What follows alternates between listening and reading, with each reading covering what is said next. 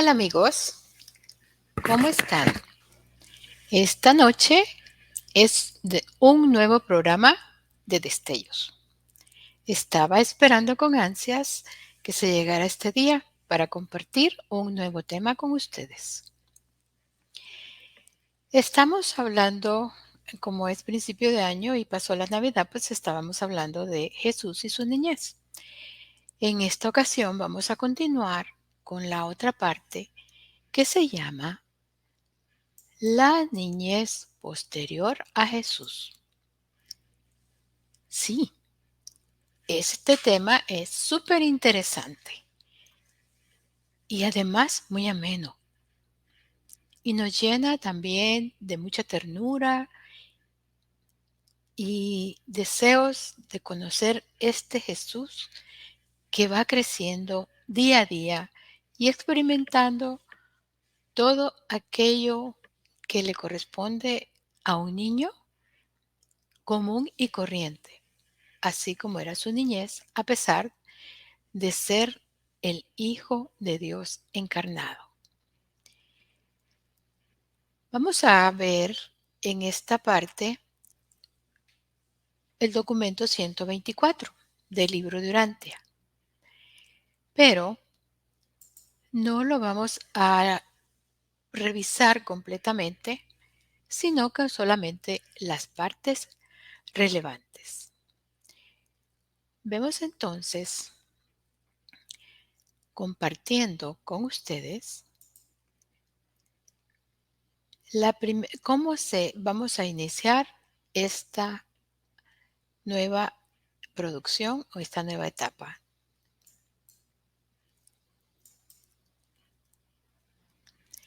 Como les dije, el tema es la niñez posterior a Jesús y son hechos tomados del libro de Urantia. Y empezamos así. Aunque Jesús hubiera tenido en Alejandría mejores oportunidades educacionales que en Galilea, no se hubiera encontrado en un medio ambiente tan espléndido para hacer frente a sus problemas de la vida con el mínimo de guía didáctica, disfrutando al mismo tiempo de la gran ventaja de una relación constante con tan gran cantidad de hombres y mujeres de todo tipo, que provenían de todas las regiones, del mundo civilizado. Si hubiera permanecido en Alejandría, su educación habría sido dirigida por los judíos según principios exclusivamente judíos. En Nazaret recibió una educación y una capacitación que lo prepararon mucho mejor para comprender a los gentiles y le proporcionaron una idea mejor y más equilibrada de los relativos méritos de los puntos de vista oriental o babilónico y occidental o helénico de la teología hebrea. Vamos a empezar entonces desde el 9º año de Jesús, que era el año 3 antes de Jesucristo, porque recuerden que hay un desfase en el calendario que nosotros tenemos.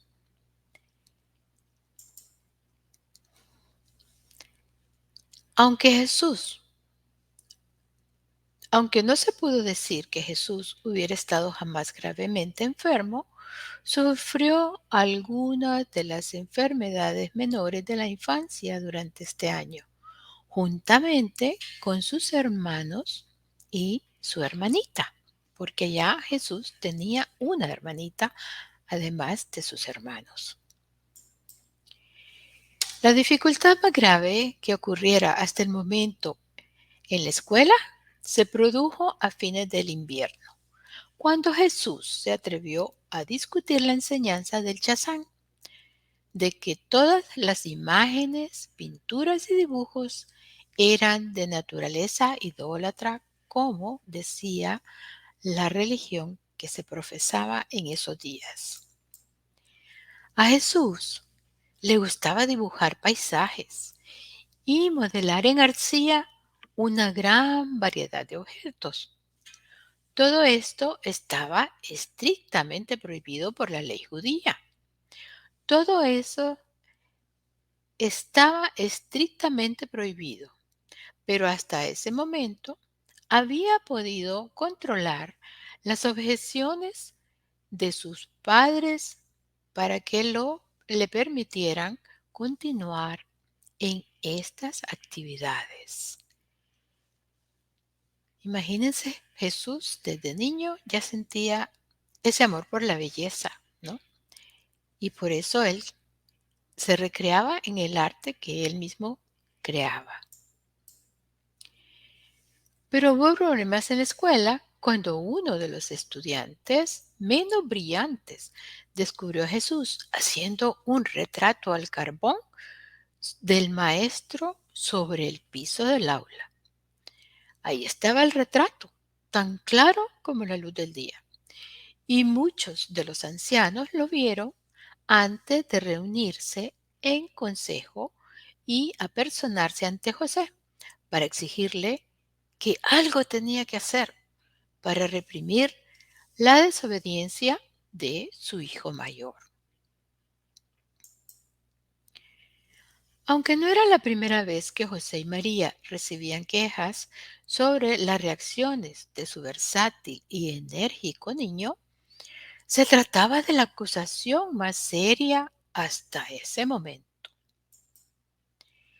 Por un rato, Jesús escuchó las acusaciones relativas a sus esfuerzos artísticos, sentado en una gran piedra junto a la puerta trasera. Le molestó que culparan a su padre por sus así llamados pecados. Entonces entró a la casa, enfrentándose sin temor a sus acusadores. Los ancianos quedaron desconcertados. Algunos tendían a ver el aspecto humorístico de este episodio, mientras que uno o dos parecían pensar que el niño era sacrílego o por lo menos blasfemo. José estaba perplejo. María estaba indignada, perdón. Pero Jesús insistió en que se le escuchara.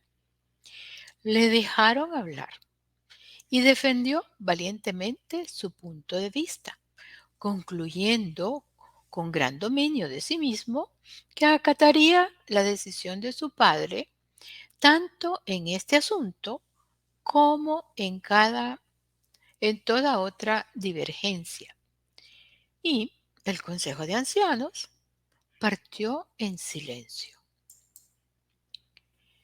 María intentó convencer a José de que le permitiera a Jesús modelar la arcilla en la casa, siempre y cuando prometiese no llevar este tipo de actividad dudosa a la escuela.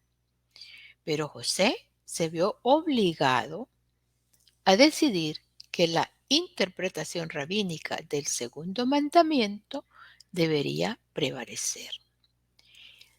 Les recuerdo que el segundo mandamiento decía y aún dice para nosotros, no servir ídolos, no tendréis otros dioses. Y el término otros dioses no implica simplemente los ídolos. También se refiere a prácticamente a, a la relación que existía que se creaba con esas figuras, aunque no fuera exactamente una adoración. Podría ser también que se usara ya como diríamos nosotros, como un fetiche de buena suerte y todo, pero ya eso era desafiar realmente la fe en Dios. Y por ello, en el segundo mandamiento, se decía que, y se dice aún para nuestras religiones cristianas, que no hay que adorar a los ídolos, que no hay que tener imágenes.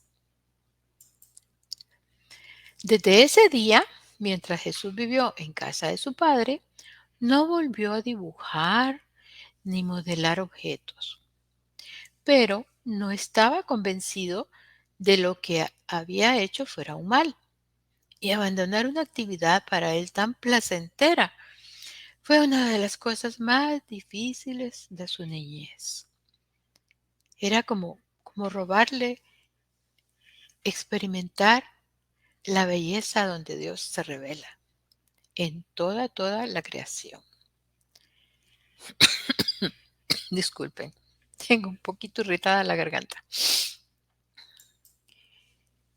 La segunda hermana de Jesús, Marta, nació durante la noche del jueves 13 de septiembre, 3 semanas después de la llegada de Marta.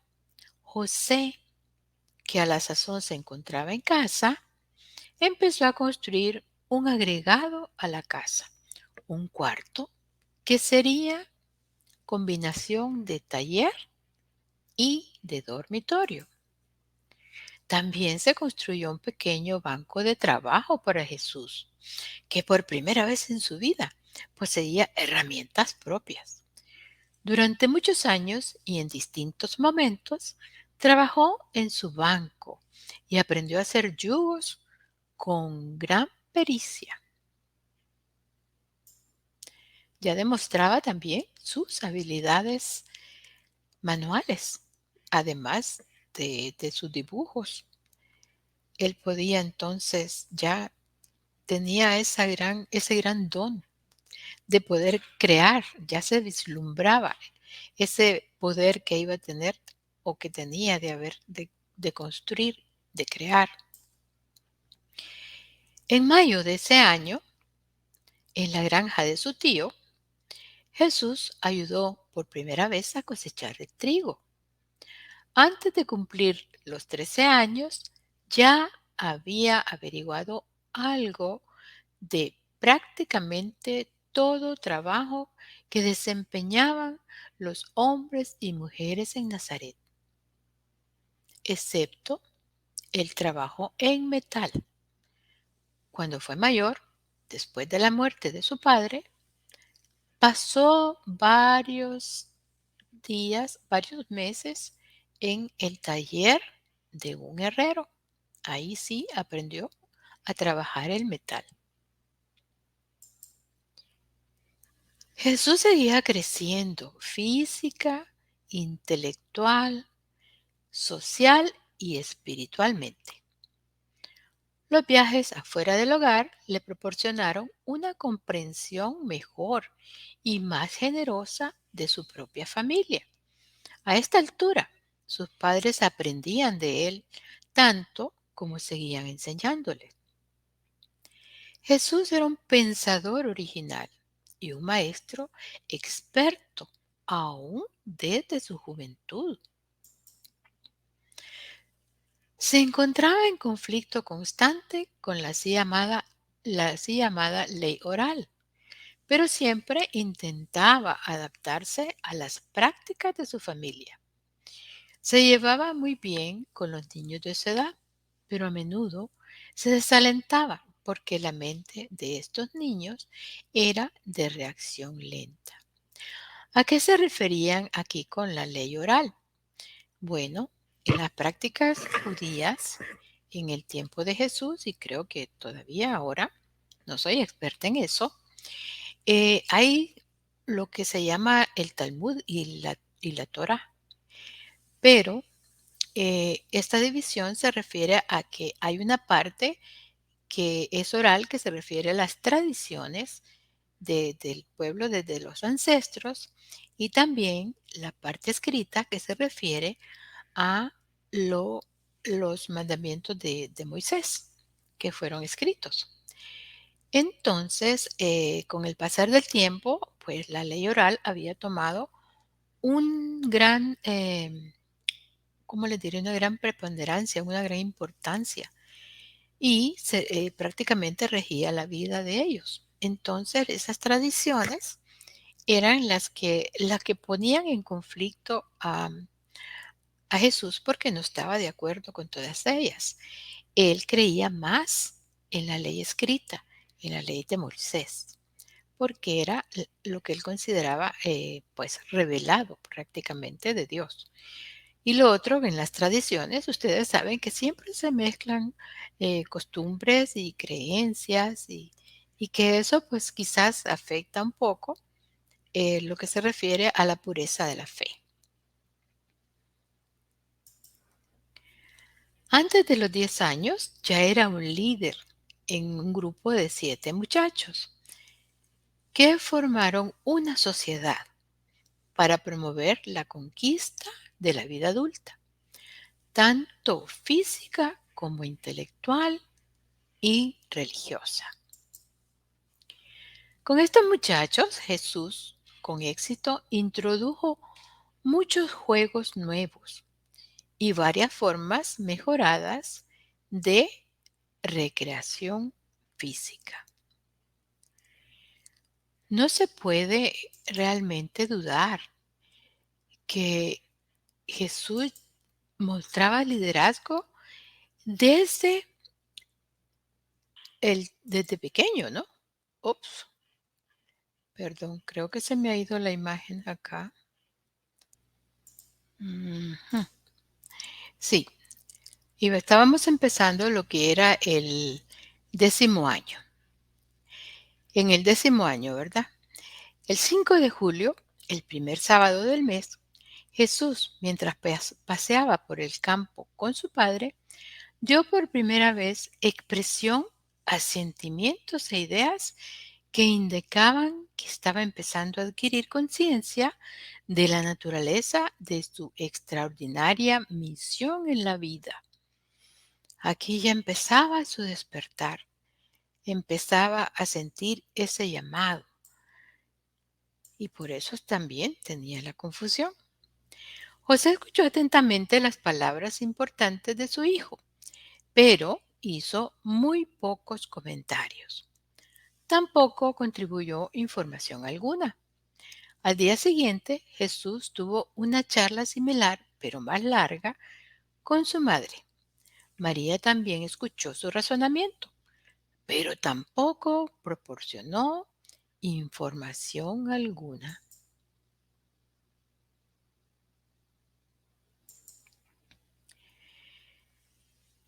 El- Pasaron casi 2 años antes de que Jesús nuevamente hablara con sus padres sobre la creciente revelación dentro de su propia conciencia sobre la naturaleza de su personalidad y el carácter de su misión en la tierra. Le ha de haber costado mucho hablar porque quizás él presentía que no lo comprendían, que no, aunque sus padres sabían que era el hijo de la promesa, pero tampoco se lo habían comentado a Jesús. Entonces Jesús pues pensaba que pues que no le iban a entender, me imagino. Bueno, esas son cosas que estoy asumiendo, así de sencillas. Los compañeros de Jesús de juego no veían nada sobrenatural en su conducta.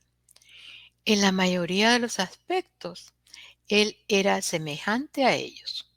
Su interés por el estudio era un tanto superior al término medio, pero no totalmente singular. Es verdad que hacía más preguntas en la escuela que los demás niños de su clase. Tal vez la más desusada y notable característica era el hecho que se negara a luchar por sus derechos. Era un muchacho bien desarrollado para su edad. Por eso sus compañeros de juego se sorprendían de que no se defendiera de las injusticias ni de los abusos personales. Ya este es un rasgo característico, ¿no? De Jesús desde su niñez. A él no le gustaba promover los conflictos, los evitaba hasta donde podía y los solucionaba de manera pacífica. Pero varias veces ocurrió que jóvenes mayores y mal educados atacaron a Jesús, contando con su notoria docilidad, pero siempre sufrieron un castigo expedito y seguro de su autonombrado campeón y siempre listo defensor, Jacob, el hijo del albañil. Hacia fines de ese año pasó 2 meses con su tío en el mar de Galilea, pescando y aprendiendo mucho. Antes de llegar a la vida adulta, ya era un experto pescador. Su desarrollo físico continuaba. Era un estudiante avanzado y privilegiado en la escuela. Se llevaba relativamente bien en el hogar con sus hermanos y hermanas más jóvenes, teniendo la ventaja de contar con 3 años y medio más que el mayor de los otros niños. Cada vez más intentaba dirigir las actividades de juegos de sus amigos juveniles hacia campos más serios y razonables. Era un maestro innato y no podía dejar de actuar como tal cuando supuestamente jugaba. Ya ven, era un maestro innato. Aún en sus juegos, él trataba de enseñar. Ahora vemos el 11.º año, que era el año 5 antes de Jesucristo. Jesús pasaba mucho tiempo en la tienda de abastecimientos de las caravanas y conversando con viajeros de todas las regiones del mundo. Adquirió un conocimiento sobre los asuntos internacionales, el cual era sorprendente para su edad. Este fue el último año en que pudo disfrutar de juegos y de la alegría juvenil. De aquí en adelante, las dificultades y las responsabilidades se multiplicaron en la vida de este joven. Durante la noche del miércoles 24 de junio del año 5 antes de Jesús, nació Judá. Hubo complicaciones en el alumbramiento de este séptimo niño. María estuvo enferma por varias semanas y José se quedó en la casa. Jesús estuvo muy ocupado trabajando para su Padre y ocupándose de las múltiples tareas por la grave enfermedad de su madre María. Nunca más pudo este joven volver a la actitud infantil de sus primeros años. Desde el momento de la enfermedad de su madre, poco antes de que él cumpliera los 11 años, tuvo que asumir las responsabilidades inherentes al hijo primogénito y de hacerlo todo 1 o 2 años antes de lo que normalmente le hubiera tocado o hubiera sido el caso. El Shazán pasaba una velada por semana con Jesús, ayudándole a aprender las escrituras hebreas. Le interesaba mucho el progreso de este prometedor estudiante. Por eso estaba dispuesto a ayudarlo como pudiera.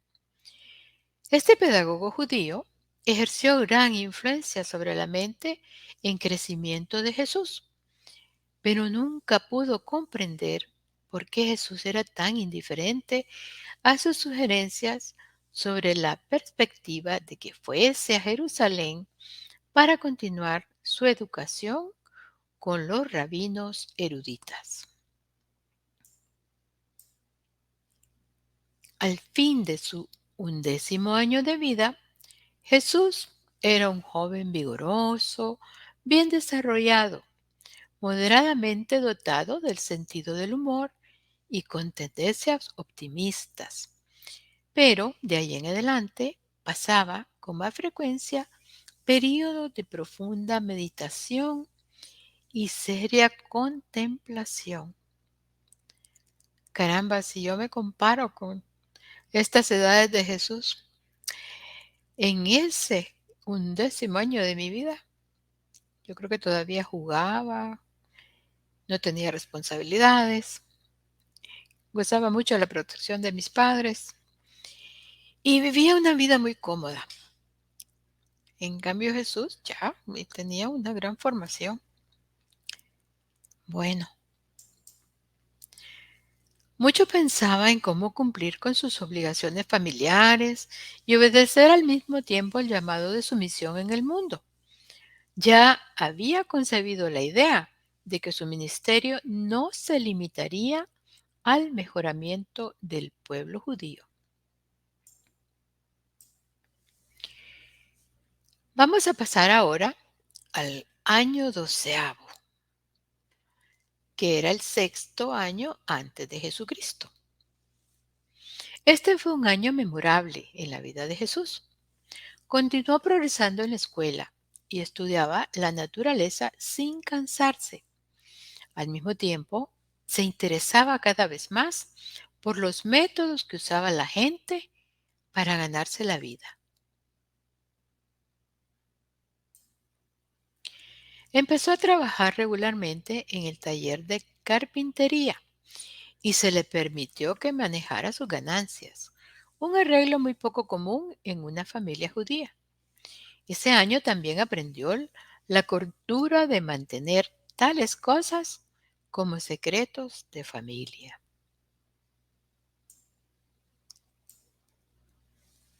Durante todo este año tuvo muchas temporadas de inseguridad y hasta de dudas respecto a la naturaleza de su misión. Su mente humana en desarrollo natural aún no podía comprender llanamente la realidad de su doble naturaleza. El hecho de que tenía una sola personalidad lo hizo difícil para su conciencia reconocer el doble origen de esos factores que componían la naturaleza asociada con la misma personalidad. Él entendía que tenía dos naturalezas, la divina y la humana, pero que éstas estaban fusionadas en una sola personalidad. Desde ese momento en adelante, las relaciones con sus hermanos y hermanas mejoraron mucho. Había adquirido más tacto, su actitud estaba siempre llena de comprensión y consideración por el bienestar y la felicidad de sus hermanos y mantuvo buenas relaciones con ellos hasta principios de su trabajo público. Para ser más explícito, se llevó muy bien con Santiago, Miriam y los dos niños más pequeños, Amor y Ruth, que aún no habían nacido. Siempre se llevó bastante bien con Marta. Los problemas que tuvo en el hogar surgían de fricciones con José y Judá, y particularmente con este último, con Judá. Crear a un ser que reunía tan inaudita combinación de divinidad y humanidad fue tarea sumamente difícil para José y María. Son pues merecedores de admiración por haber cumplido con sus deberes paternos tan fielmente y con tanto éxito. Los padres de Jesús sentían cada vez más que había algo de sobrehumano en su hijo mayor, pero nunca se imaginaron que este hijo de promesa fuese en verdad el creador de este universo local de cosas y seres. José y María vivieron y murieron sin llegar a saber que su hijo Jesús era realmente el creador del universo, encarnado en carne mortal. Imagínense qué gran bendición, qué gran tesoro para José y para María ser los padres del creador del universo. ¡Wow! No deja de admirar eso. En esta época, el muchacho se volvió agudamente consciente de la diferencia entre el punto de vista de José y de María sobre la naturaleza de su misión. Mucho reflexionó sobre las opiniones opuestas de sus padres, escuchando frecuentemente sus discusiones cuando creían que él estaba dormido. Cada vez más Jesús se inclinaba hacia el punto de vista de su padre, de modo que su madre estaba destinada a sufrir al darse cuenta de que poco a poco su hijo no aceptaba sus consejos en asuntos que tuvieran que ver con su carrera en la vida. Con los años, esta incomprensión entre ellos fue incrementándose lastimosamente. José cada vez se convencía más de la naturaleza espiritual de la misión de Jesús. Aparte de otras razones más importantes, es una pena que no hubiera vivido para ver la realización de su idea del auto-otorgamiento de Jesús en la tierra. Durante su último año en la escuela, cuando contaba 12 años, Jesús recriminaba a su padre la costumbre hebrea de tocar un trozo de pergamino clavado en el marco de la puerta y luego besar el dedo que lo había tocado. Cada vez que entraban o salían de la casa, y era costumbre decir, como parte de este rito, el Señor protege nuestra entrada y nuestra salida, de ahora en adelante y por siempre jamás. Con el correr del tiempo, Jesús modificó considerablemente la práctica religiosa de su familia, tales como los rezos y otras costumbres. Muchas de estas cosas eran posibles en Nazaret porque su sinagoga estaba bajo la influencia de la escuela liberal de rabinos, como por ejemplo el renombrado maestro de Nazaret, Josué. Durante el curso de este año y de los dos siguientes, Jesús sufrió grave aflicción mental al tratar, al tratar constantemente de reconciliar su punto de vista personal sobre las prácticas religiosas y amenidades sociales con las creencias de sus padres. Le perturbaba el conflicto entre el impulso de lealtad hacia sus propias convicciones y los dictados de su conciencia, que le ordenaban sumisión a sus padres. Este supremo conflicto se desarrollaba entre los dos grandes mandatos de suprema importancia en su mente juvenil. Uno era, sé fiel a los dictámenes de tus más altas convicciones de verdad y rectitud. Y el otro era, honrarás a tu padre y a tu madre, porque ellos te han dado el ser y la crianza. Realmente era un dilema muy grande, ¿no les parece? Eso de sus propias convicciones con las tradiciones que practicaban sus padres y que le inculcaban ellos. Sin embargo, nunca dejó de lado la responsabilidad de hacer ajustes diarios entre la lealtad a sus convicciones personales y el deber con su familia, y consiguió la satisfacción de poder reconciliar cada vez más sus convicciones personales con las obligaciones familiares, y adquirió así un excepcional concepto de solidaridad de grupo basado en la lealtad, la justicia, la tolerancia y el amor. Grandes virtudes realmente. ¿Qué pasó en el 13º año? Que era el año 7 antes de Jesucristo. Pues este fue el último año en que el muchacho de Nazaret pasó de la niñez a la adolescencia, el comienzo de la edad adulta, Su voz empezó a cambiar y otros rasgos mentales y físicos evidenciaron el advenimiento del estado adulto. Durante la noche del domingo del 9 de enero del año 7 de, de Jesús, nació su hermanito Amós. Judá aún no contaba 2 años de edad y su hermanita Ruth aún no había nacido. Se ve pues que Jesús tenía una familia numerosa de niños pequeños que quedaron en su cuidado al año siguiente que su padre murió en un accidente.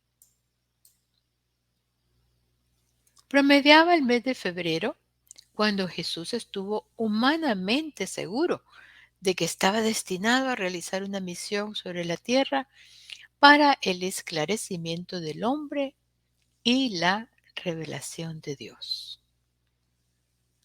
¡Qué misión más grande! Esclarecimiento del hombre y la revelación de Dios. Y muy difícil. Decisiones fundamentales y planes de gran envergadura se estaban formando en la mente de este joven, que parecía exteriormente un muchacho judío común de Nazaret.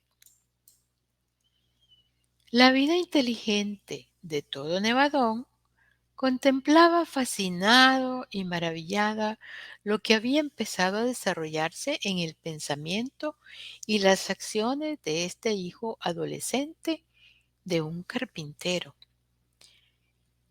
Bueno, aquí se evidencia que todos esos seres estaban pendientes de Jesús. Y como Jesús estaba acá en Urantia, en la tierra, pues imagínense, también la tierra, Urantia, cobraba gran importancia ante todos esos seres que conformaban los universos. Y estaban muy pendientes de lo que hacía, crecía y cómo progresaba Jesús durante su desarrollo y su vida. Bueno, continuamos. El primer día de la semana, el 20 de marzo del año 7, después de Jesucristo, Jesús se graduó en la escuela local de la sinagoga de Nazaret. Era un día muy importante en la vida de toda familia judía ambiciosa. El día en que el hijo primogénito era nombrado hijo de los mandamientos y el primogénito rescatado del Señor Dios de Israel, un hijo del Altísimo y siervo del Señor para toda la tierra. O sea que aquí le daban la responsabilidad con todos estos nombramientos. Hijo de los mandamientos, rescatado del Señor de Israel, hijo del Altísimo y siervo del Señor para toda la tierra. Wow, empezaban temprano, bien temprano, sus años realmente. El viernes de la semana anterior, José había regresado de Séforis, donde estaba trabajando en una nueva obra pública, para presenciar esta ocasión feliz. El maestro de Jesús creía firmemente que este alumno alerta y diligente estaba destinado a una carrera distinguida, a una misión importante. Los ancianos, a pesar de los problemas con las tendencias no conformistas de Jesús, estaban muy orgullosos del muchacho y ya hacían planes para que pudiera ir a Jerusalén y continuar su educación en las renombradas academias hebreas. Jesús oía de vez en cuando las discusiones relativas a estos planes y se convencía cada vez más de que nunca iría a Jerusalén para estudiar con los rabinos. Pero no podía imaginarse la inminente tragedia que le haría abandonar todos esos planes, pues tendría que asumir la responsabilidad de mantener y guiar a su numerosa familia, que en ese momento consistía de 5 hermanos y 3 hermanas, además de él y su madre. ¡Wow! ¡Qué gran responsabilidad!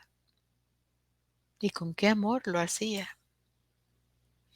Jesús tuvo una experiencia más amplia y prolongada en la crianza de su familia que la que tuvo José, su padre, y vivió de acuerdo con los principios que subsiguientemente estableciera para sí mismo. Ser un maestro y hermano mayor, sabio, paciente, comprensivo y eficaz dentro de esta familia, su familia, tan repentinamente afligida por el dolor y tan inesperadamente acongojada. Sí, uno nunca sabe lo que va a pasar, ¿verdad? Es una de las incógnitas que nos depara el futuro. Entramos entonces a la parte ya final del documento, que se refiere a el viaje a Jerusalén.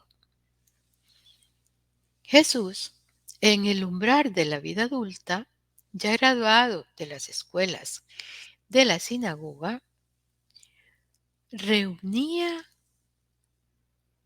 condiciones necesarias para ir a Jerusalén con sus padres y participar con ellos en la celebración de su primera Pascua. Lo que no nos dice el libro de Urantia en este punto es si solo viajaron sus padres y Jesús y dónde quedaron sus hermanos. Eso me lo pregunto. El Festival de la Pascua de este año caía un sábado, el 9 de abril del año 7 después de Jesucristo.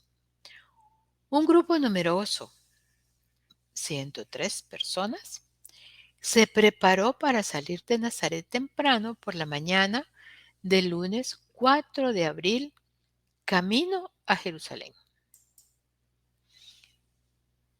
El muy temido Arquelao había sido depuesto y no temían llevar a Jesús a Jerusalén.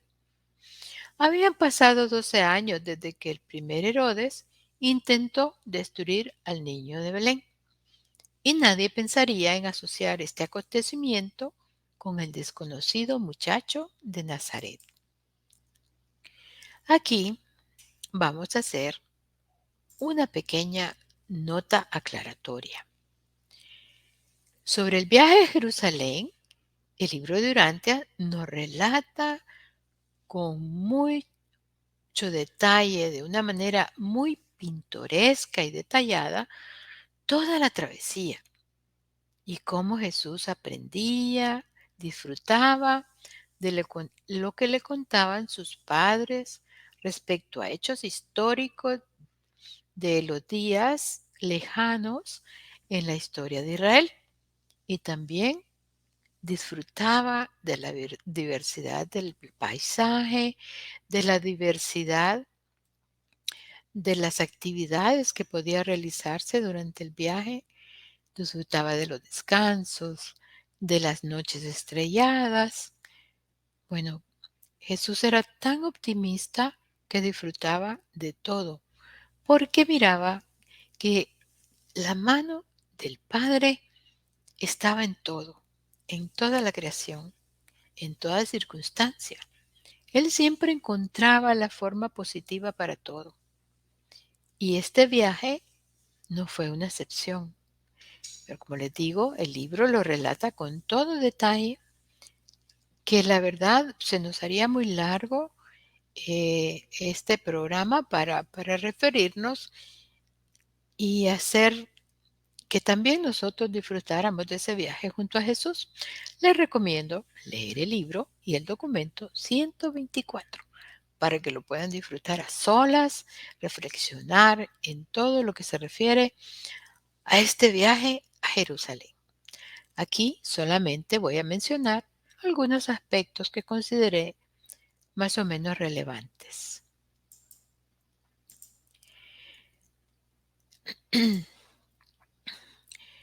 Durante el cuarto y último día de viaje, el camino era una procesión continua de peregrinos. Comenzaron entonces a subir las colinas que llevaban a Jerusalén. Al acercarse a la cumbre, pudieron ver más allá del valle del Jordán, las montañas y las aguas quietas del Mar Muerto.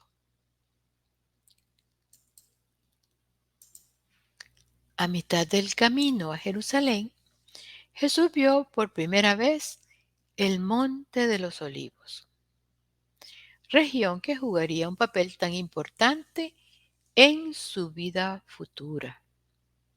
José le indicó que la ciudad santa estaba allende esa altura. El corazón del muchacho aceleró su ritmo en feliz anticipación de mirar pronto la ciudad y la casa de su Padre Celestial. Sobre las pendientes orientales del Oliverto, pausaron para descansar junto a una aldea llamada Betania.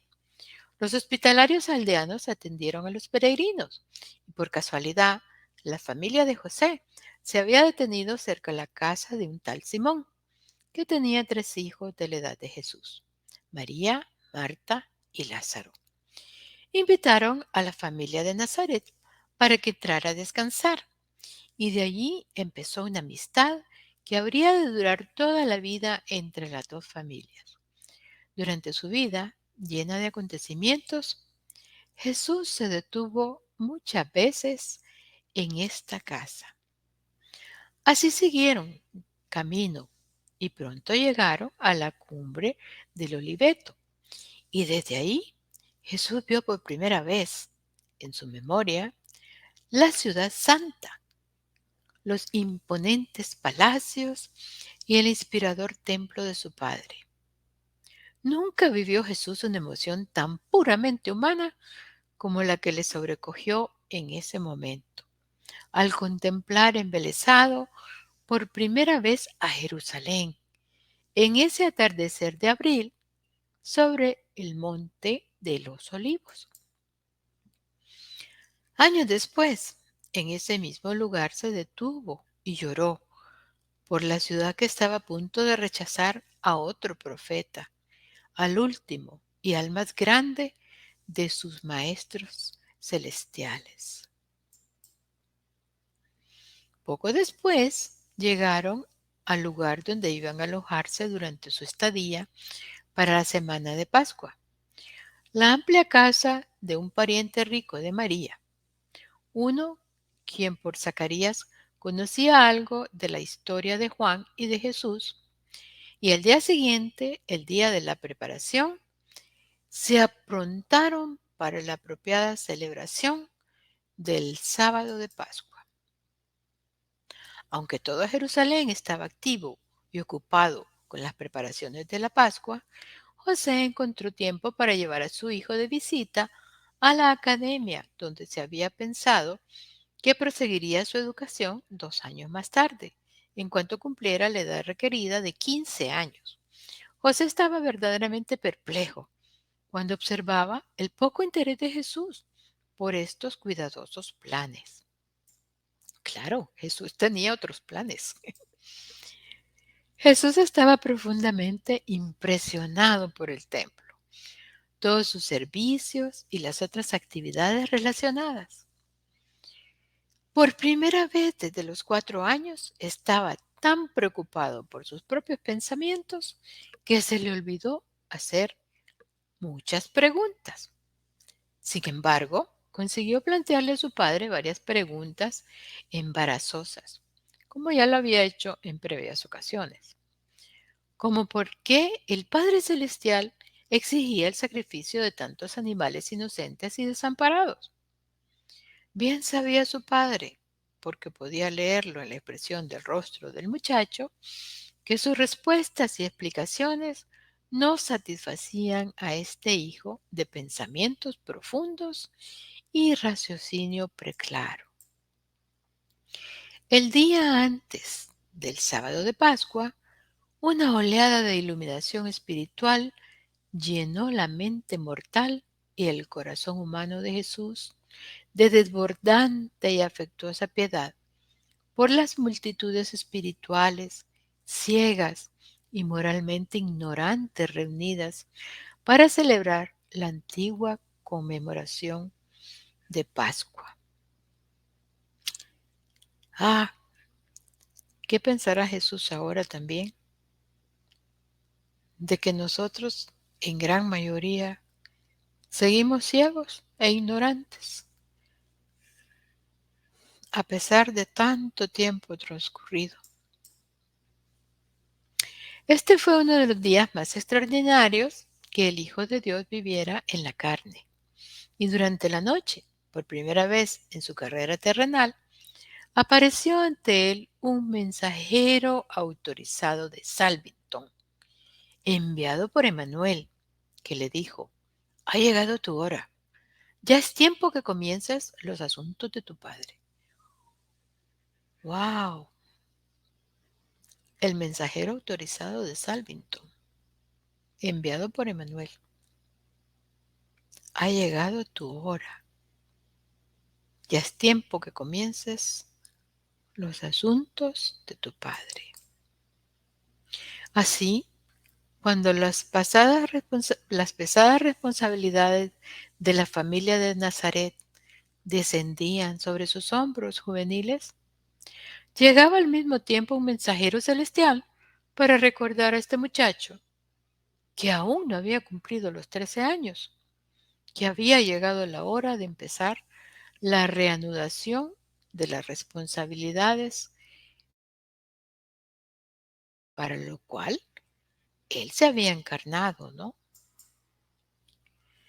Fue este el primer acto de una larga sucesión de acontecimientos que finalmente culminaron en la consumación de la encarnación en Urán del Hijo en Urantia y de la colocación de el gobierno del universo sobre sus hombros humanos y divinos. Aquí empieza realmente toda esa misión grandiosa que Jesús nos dejó, que realizó y que nos dejó para nosotros. Hasta aquí, toda esta lectura ha sido un relato, pero nos lleva a pensar, a reflexionar sobre esta misión tan importante de Jesús, cómo vino, cómo fue preparada esa misión, cómo la cumplió fielmente, sin solicitar ayudas celestiales, y cómo fue su fin. Tristemente, a Urantia también se le llama el planeta de la cruz, por estas actitudes que tuvieron y que tenemos. Ay, bueno, imagínense, se le colocó sobre sus hombros el gobierno de todo el universo. Con el paso del tiempo, el misterio de la encarnación se tornó para todos nosotros cada vez más incomprensible. Esto lo dicen los reveladores del libro de Urantia en esta parte cuarta de la vida de Jesús. Para ellos también, dice, se tornó cada vez más incomprensible el misterio de la encarnación. Apenas podíamos comprender que este muchacho de Nazaret era el creador de todo Nevadón.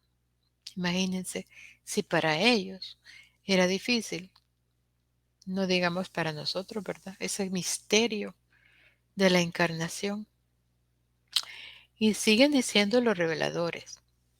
Y todavía no comprendemos cómo el espíritu de este mismo Hijo Creador y el espíritu de su padre paradisiaco están asociados con las almas de la humanidad. A medida que pasa el tiempo, podíamos observar que la mente humana discernía más, cada vez más el hecho de que, mientras vivía su vida en la carne, en espíritu la responsabilidad de un universo estaba sobre sus hombros. Pero miren qué parte más interesante esta, dice, que ellos no comprendían cómo este mismo Hijo Creador y el Espíritu de su Padre Paradisiaco están asociados con las almas de la humanidad. Es un punto profundo para reflexionar. Sí, hay mucho que reflexionar sobre estas enseñanzas.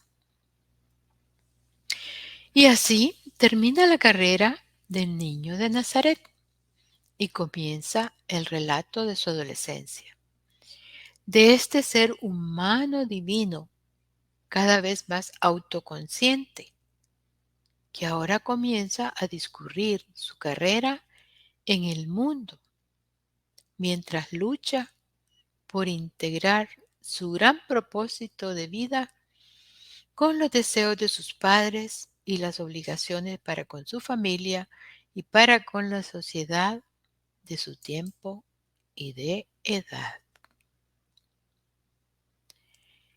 Y aquí les presento la imagen, una imagen que a mí me llega mucho. Esa pintura, esa imagen, esa mirada de Jesús adolescente. Esta es una imagen de Jesús adolescente de J. Dolores Ayala de la Luz, un fragmento del cuadro de Jesús ante los doctores de la ley. Me quedo extasiada viéndolo realmente. Se los acerco más para que lo vean. Precioso, precioso. Gran mérito para José Dolores Ayala de la Luz. Gracias por este regalo. Bueno, aquí terminamos hasta el documento 124. Y entonces también, como siempre, quiero pues aprovechar para decirles que Destello es un programa especial para crecimiento espiritual en relación con el libro de Urantia y otras fuentes que se transmite desde Houston, Texas, a través de Urantia TV y sus redes sociales, y también por Radio Internacional Urantia todos los lunes a las 8 p.m. hora central de México. Y su repetición en diferido es a las 3 de la mañana los días martes, siempre hora central de México, facilitando así a nuestros amigos durantianos en España y otros lugares del mundo el que puedan ver y escuchar el programa a una hora apropiada para ellos. Gracias por su preferencia. Y también les dejamos aquí el código QR para que puedas acceder a todas las grabaciones de los programas de Destellos. Solo enfoca la cámara de tu celular sobre el código o también puedes usar urantia.tv pleca destellos. Bueno, aquí les dejo. Gracias por su atención. Muchísimas gracias por la atención y los espero de nuevo el próximo lunes con un tema similar para que podamos disfrutarlo y reflexionarlo. Y como siempre, espero sus comentarios. Espero que me digan qué les parece esta clase de programas, cómo lo podemos mejorar y cómo animarlos más a la lectura y a la difusión de este precioso libro, esta quinta revelación que es el libro de Urantia. Bueno, hasta la próxima mis queridos amigos.